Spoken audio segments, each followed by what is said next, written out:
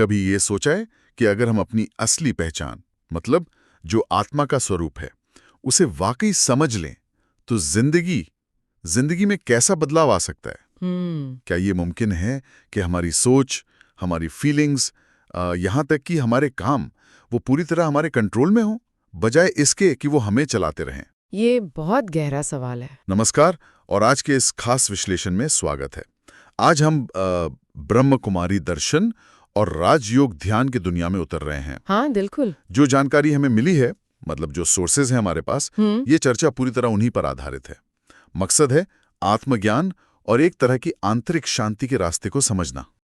हमारे इरादा है कि इन सोर्सेज से जो ब्रह्म कुमारी दर्शन के मुख्य विचार हैं, उन्हें निकालें, समझें। जी। जैसे कि आत्मा क्या है, राजयोग ध्यान कैसे काम करता है, इसके फायदे क्या बताए गए हैं, और वो जो कर्म का सिद्धांत है वो कैसे असर डालता है। हाँ, ये सब बहुत अहम मुद्दे हैं। कोशिश रहेगी कि हम समझें कि ये दर्शन जो है वो अंदर की शांति, स्पष्टता और सेल्फ कंट्रोल पाने के लिए किस तरह की प्रैक्टिकल समझ देता है। बिल्कुल। तो चलिए शुरू करते हैं।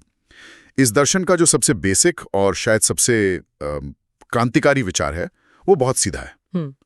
आप एक आत्मा है, शाश्वत शुद्ध ऊर्जा, जो कुछ समय के लिए इस शरीर में रह रही है। हाँ, ये सिर्फ कोई फिलॉसफी नहीं है, बल्कि इसे एक अनुभव करने वाले सच की तरह रखा गया है। बिल्कुल। और सिर्फ ये मान लेना कि मैं ये शरीर नहीं बल्कि एक चेतन शक्ति हूं, जानकारी के मुताबिक ये स्ट्रेस कम करने और जीवन में एक अलग तरह का बैलेंस लाने में मदद कर सकता है। हाँ, ये फाउंडेशन है एक तरह से। और दिलचस्प बात यह है कि ये कोई एकदम नया आइडिया नहीं है। सोर्सेज बताते हैं कि इसकी जड़ें हमारे प्राचीन वैदिक ज्ञान और उपनिषदों से जुड़ी हुई हैं। बिल्कुल। और यहीं पर आत्म चेतना या जिसे सोल कॉन्शियसनेस कहते हैं, वो कॉन्सेप्ट बहुत अहम हो जाता है। अच्छा। ये सिर्फ एक दिमागी समझ नहीं है, बल्कि एक अनुभव की स्थिति है। जब कोई व्यक्ति सच में खुद को इस शरीर से, अपनी भूमिकाओं से, अपनी डिग्रियों से, मतलब इन सब भारी पहचानों से अलग एक सूक्ष्म प्रकाश बिंदु, एक चेतन ऊर्जा या आत्मा के रूप में महसूस करना शुरू करता है, तो सोर्सेस के अनुसार एक स्वाभाविक वैराग्य पैदा होता है। वैराग्य, ये शब्द सुनते ही कई लोगों को लगता है शायद दुनिया छोड़ देना है या एकदम उदासीन हो जाना। क्या यहाँ इसका मतलब वही है? नहीं, यहाँ वैराग्य का मतलब वो उदासीनता या जिम्मेदारी से भागना नहीं बताया गया है। अच्छा। बल्कि ये एक तरह की आंतरिक स्वतंत्रता है, डिटैचमेंट। शरीर और दुनिया की जो क्षणिक चीजें हैं ना, जैसे मान अपमान, सफलता असफलता, सुख दुख, इन सब से एक हेल्दी दूरी बना लेना। ये डर या नफरत से नहीं आता, बल्कि समझ से पैदा होता है कि ये सब अस्थायी है, जबकि आत्मा तो हमेशा रहने वाली है। जानकारी इशारा करती है कि इस वैराग्य से इमोशनल स्टेबिलिटी बढ़ती है और डिसीजन मेकिंग बेहतर होती है। वो कैसे? क्योंकि तब व्यक्ति एकदम से आई भावनाओं या ईगो के दबाव में आकर फैसले नहीं लेता। वो शांत और साफ मन से सिचुएशन को देख पाता है। ये बात तो सही है। स्रोतों में छांदोग्य उपनिषद का जिक्र है, जिसमें कहा गया है कि कैसे वो सूक्ष्म सार तत्व, जिसे यहाँ आत्मा कहा गया है, वही सब कुछ है, वही सत्य है। तत्वमसि, तुम वही हो। हाँ, सुनाइए। तो ब्रह्म कुमारी दर्शन इसी प्राचीन ज्ञान को लेकर उसे आंतरिक आत्मा पर फोकस करने के एक प्रैक्टिकल तरीके में ढालता है। अच्छा। ये बाहरी दुनिया की भागदौड़ से ध्यान हटाकर अपने अंदर देखने और अपनी असली पहचान को महसूस करने का तरीका है। ये सिर्फ जानना नहीं है, बल्कि वैसा होना है। तो ये आत्मचेतना, ये अनुभव कि मैं आत्मा हूँ, इसे जगाएं कैसे? क्या इसका कोई प्रैक्टिकल तरीका बताया गया है? हाँ, बिल्कुल। हाँ। यहीं पर राजयोग ध्यान एक सेंट्रल रोल निभाता है। बिल्कुल भी मुश्किल नहीं बताई गई, ऐसी है जिसे कोई भी अपना सकता है। हाँ, काफी सरल है। इसके जो सिंपल स्टेप्स बताए गए वो कुछ ऐसे हैं। पहला, किसी शांत जगह पर आराम से बैठें, रीढ़ सीधी रखें ताकि एनर्जी का फ्लो सही रहे। जी। दूसरा, बहुत धीरे से अपनी आंखें बंद करें या चाहे तो आधी खुली रखें और अपना ध्यान बाहर की दुनिया से हटाकर अंदर लाएं। ध्यान को भ्रुकुटी के बीच माथे के सेंटर में फोकस करें, जिसे आत्मा का आसन माना जाता है। सोचें कि आप एक चमकता हुआ सितारा हैं, एक पॉइंट ऑफ लाइट। हाँ। तीसरा, अपने से ऊपर एक और प्रकाश के बिंदु की कल्पना करें, परमात्मा, सुप्रीम सोल, जो शांति, प्रेम, शक्ति जैसे गुणों का असीम सागर है। जी। और चौथा, मेंटली उस सुप्रीम सोर्स से कनेक्ट करें। इस विचार और फीलिंग को गहरा करें। मैं एक आत्मा हूं, शांत स्वरूप, पवित्र स्वरूप। परमात्मा मेरे पिता हैं, शांति के सागर हैं। उनसे मुझ आत्मा में शांति की किरणें आ रही हैं। ये प्रक्रिया सुनने में जितनी सीधी लगती है ना, इसका असर उतना ही गहरा बताया गया है। अच्छा। ये सिर्फ मन शांत करने की कोई टेक्निक भर नहीं है। इसके पीछे का जो मकसद है वो बहुत बड़ा है। अपनी ओरिजिनल पहचान में टिकना और परमात्मा से कनेक्शन जोड़कर अपनी अंदरूनी शक्तियों को फिर से जगाना। जब मन बाहरी दुनिया के शोर से और अपनी ही फालतू की सोच से हटकर अपने आत्मिक स्वरूप पर और फिर परमात्मा पर टिकता है तो उसे स्थिरता और शक्ति मिलती है। इसे एक तरह का स्पिरिचुअल रिचार्ज कह सकते हैं। आपने शक्तियों को जगाने की बात कही।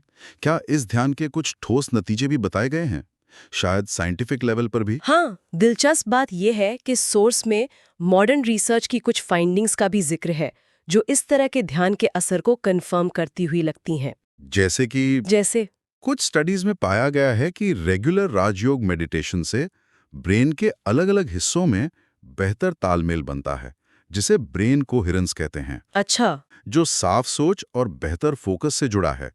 इमोशनल स्टेबिलिटी में बढ़ोतरी, स्ट्रेस हार्मोन जैसे कॉर्टिसोल का लेवल कम होना और सजगता यानी माइंडफुलनेस में सुधार जैसे असर भी देखे गए हैं। ये तो काफी अहम है। और ये विचार कि शरीर और ईगो से डिटैचमेंट बेहतर डिसीजन मेकिंग की तरफ ले जाता है। ये सिर्फ फिलॉसफी नहीं है। जब हम अपनी पहचान को शरीर या अपनी प्रॉब्लम से नहीं जोड़ते तो हम सिचुएशन को ज्यादा ऑब्जेक्टिवली देख पाते हैं। हम भावनाओं के बहाव में बहने के बजाय सोच समझकर रिएक्ट कर पाते हैं। सही बात है। सोर्सेज में दादी गुलजार और दूसरे जो ब्रह्मकुमारी के पायनियर्स थे, उनके जीवन में आए बदलावों का भी संकेत मिलता है। हाँ, बताया गया है कि कैसे आत्म साक्षात्कार और लगातार ध्यान के अभ्यास ने उनकी जिंदगी को पूरी तरह बदल दिया, उन्हें असीम शांति और स्थिरता दी। ये दिखाता है कि ये दर्शन और ध्यान सिर्फ थ्योरी नहीं है, बल्कि जीवन में असली और गहरा बदलाव लाने की क्षमता रखते हैं। ये वाकई दिलचस्प है कि कैसे प्राचीन ज्ञान और मॉडर्न साइंस की बातें कहीं-कहीं मिलती हुई दिख रही हैं। आपने उपनिषदों का जिक्र किया था। क्या सोर्सेज में और भी ऐसे पुराने ग्रंथों का रेफरेंस है जो इस दर्शन को समझने में मदद करते हैं? हाँ, बिल्कुल है। हाँ, बिल्कुल। यहाँ कुछ और श्लोकों का जिक्र है जो इस समझ को और गहरा करते हैं। जैसे ईशा उपनिषद का पहला ही मंत्र है, ईशा वास्यम मिदम सर्वम। हाँ, बहुत सुंदर है ये। इसका मतलब है कि इस बदलती हुई दुनिया में जो कुछ भी है वो सब ईश्वर या परमात्मा से भरा हुआ है। इसलिए त्याग भाव से, मतलब अटैचमेंट के बिना उसका इस्तेमाल करो। किसी के धन या किसी भी चीज का लालच मत करो। ये हमें सिखाता है कि सब कुछ परमात्मा का है, हम तो सिर्फ ट्रस्टी हैं। ये नजरिया अपनाने से मोह और लालच कम होता है और वो वैराग्य वाली बात नेचुरली आती है। बिल्कुल सही, ट्रस्टीशिप का भाव। इसी तरह बृहदारण्यक उपनिषद में भी आत्मा या आत्मन को जानने और महसूस करने पर बहुत जोर दिया गया है। हाँ। उपनिषद कहते हैं कि आत्मा को जान लेने से सब कुछ जान लिया जाता है। इसे जानने से व्यक्ति डर से मुक्त होता है, अंदरूनी आजादी और सच्ची खुशी पाता है। हाँ। ये प्राचीन ग्रंथ सिर्फ पढ़ने के लिए नहीं है। इन स्रोतों के अनुसार ये जीवन जीने की कला सिखाते हैं, जब उन्हें आत्मचेतना की रोशनी में समझा जाए और प्रैक्टिस में लाया जाए। और यहीं पर इन टीचिंग्स का प्रैक्टिकल एप्लीकेशन जरूरी हो जाता है। हाँ। सोर्स इस बात पर जोर देते हैं कि सिर्फ पढ़ना या सुनना काफी नहीं है। इन गहरे विचारों पर रोज सोचना, उन्हें अपनी जिंदगी के अनुभवों से जोड़ना और सबसे जरूरी राजयोग ध्यान की लगातार प्रैक्टिस करना जरूरी है। साथ ही पॉजिटिव अफर्मेशंस का भी महत्व बताया गया है, मतलब बार बार खुद को अपने आत्मिक स्वरूप की याद दिलाना। जैसे मैं एक शांत स्वरूप आत्मा हूँ, मैं एक शक्तिशाली आत्मा हूँ। ओके। ये पूरा कॉम्बिनेशन चिंतन, ध्यान और पॉजिटिव अफर्मेशन एक तरह के मानसिक डिटॉक्स की तरह काम करता है। मानसिक डिटॉक्स? हाँ, जैसे हम बॉडी को डिटॉक्स करते हैं ना, वैसे ही ये प्रोसेस मन को नेगेटिव विचारों, फालतू की चिंताओं, पुरानी कड़वी यादों और नुकसान देने वाली आदतों के बोझ से फ्री करने में मदद करता है। अच्छा। जानकारी के अनुसार जब व्यक्ति लगातार खुद को आत्मा के रूप में देखता है और परमात्मा, जो गुणों का सागर है, उससे शक्ति लेता है, तो धीरे धीरे अंदरूनी शक्ति और सेल्फ कंट्रोल बढ़ता है। अपनी इंद्रियों पर, अपनी इच्छाओं और कमजोरियों पर जीत पाना मुमकिन लगने लगता है। ये सब घूम फिरकर उसी बेसिक प्रिंसिपल पर आता है, खुद को शरीर नहीं बल्कि एक डिवाइन आत्मा समझना। ये मानसिक डिटॉक्स और सेल्फ कंट्रोल की बात तो आज की भागदौड़ भरी जिंदगी में बहुत रेलेवेंट लगती है, लेकिन हमारे कर्मों का क्या? एक्शन। क्या ये दर्शन कर्म के सिद्धांत के बारे में भी कुछ कहता है? हाँ, बिल्कुल। कर्म का सिद्धांत ब्रह्म कुमारी दर्शन का एक बहुत अहम हिस्सा है। अच्छा। और इसे भी आत्मचेतना से ही जोड़ा गया है। स्रोत बताते हैं कि कर्म अपने आप में अच्छे या बुरे नहीं होते, बल्कि कर्म करते वक्त हमारी चेतना कैसी है, हमारा इंटेंशन क्या है, ये जरूरी है। जब हम देह अभिमान में आकर, मतलब खुद को शरीर समझकर, ईगो, गुस्सा, लालच या मोह में आकर कर्म करते हैं, तो वो कर्म बंधन का कारण बनते हैं, नेगेटिव संस्कार बनाते हैं। ओके। लेकिन जब हम आत्मचेतना में स्थित होकर, यानी खुद को एक शांत पवित्र आत्मा समझकर परमात्मा की याद में रहकर कर्म करते हैं, तो वही कर्म हमें बांधते नहीं। अच्छा। बल्कि वो हमारे पुराने नेगेटिव संस्कारों को मिटाने या शुद्ध करने का साधन बन जाते हैं। इसे कर्मों की शुद्धि या कर्म योग कहा गया है। योग यानी परमात्मा से जुड़े रहने की स्थिति में कर्म करना। इसका जिक्र शायद गीता में भी है ना, वो अनासक्ति वाला भाव? हाँ, इसका एक गहरा कनेक्शन भगवद गीता के उस फेमस उपदेश से भी है जिसका जिक्र सोर्सेज में है। कर्मण्येवाधिकारस्ते मा फलेषु कदाचन। हाँ। मतलब तुम्हारा अधिकार सिर्फ कर्म करने में है, उसके फल में कभी नहीं।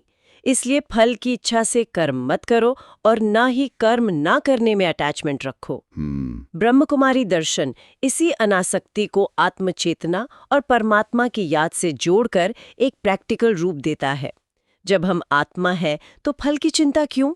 आत्मा तो अपना पार्ट प्ले कर रही है। तो इसका मतलब ये हुआ कि हमारे रोज के काम, हमारी नौकरी, हमारे रिश्ते, ये सब भी एक तरह से स्पिरिचुअल प्रैक्टिस का हिस्सा बन सकते हैं। बिल्कुल, यही तो इसकी खूबी है। अच्छा। ये दर्शन जिंदगी से भागने को नहीं कहता, बल्कि जिंदगी में रहते हुए, अपनी सारी जिम्मेदारियां निभाते हुए अपनी चेतना को बदलने की बात करता है।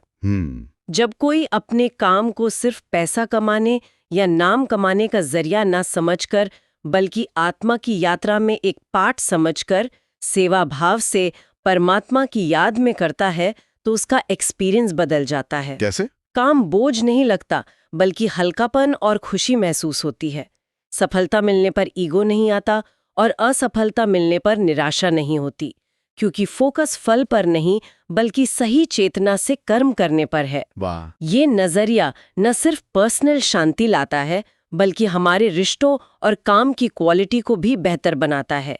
ये नैतिक जीवन जीने और आत्मा की शुद्धि की प्रक्रिया के लिए एक बहुत ही प्रैक्टिकल और पावरफुल फ्रेमवर्क देता है। हर छोटा बड़ा कर्म सेल्फ इम्प्रूवमेंट का मौका बन जाता है। तो अगर हम आज की इस पूरी चर्चा को समेटें, जो जानकारी हमें मिली है स्रोतों से, उसके आधार पर कुछ मुख्य बातें क्या निकल कर आती हैं?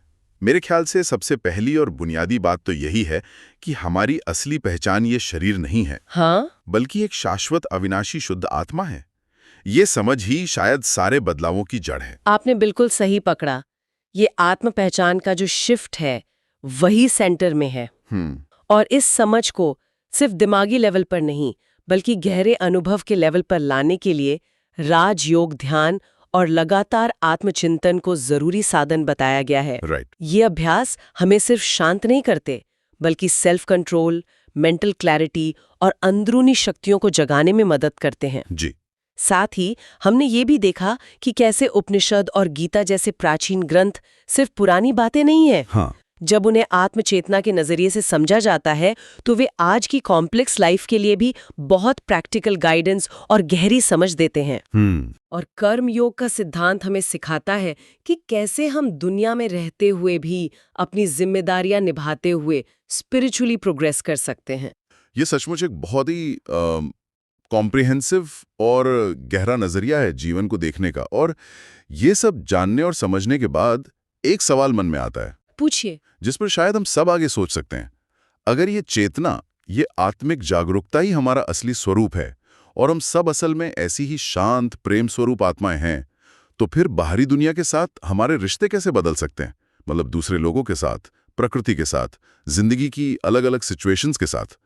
क्या दुनिया एक बिल्कुल अलग नजरिए से नहीं दिखेगी फिर? इस पर विचार करना काफी दिलचस्प हो सकता है ना? बिल्कुल, ये सोचने वाली बात है।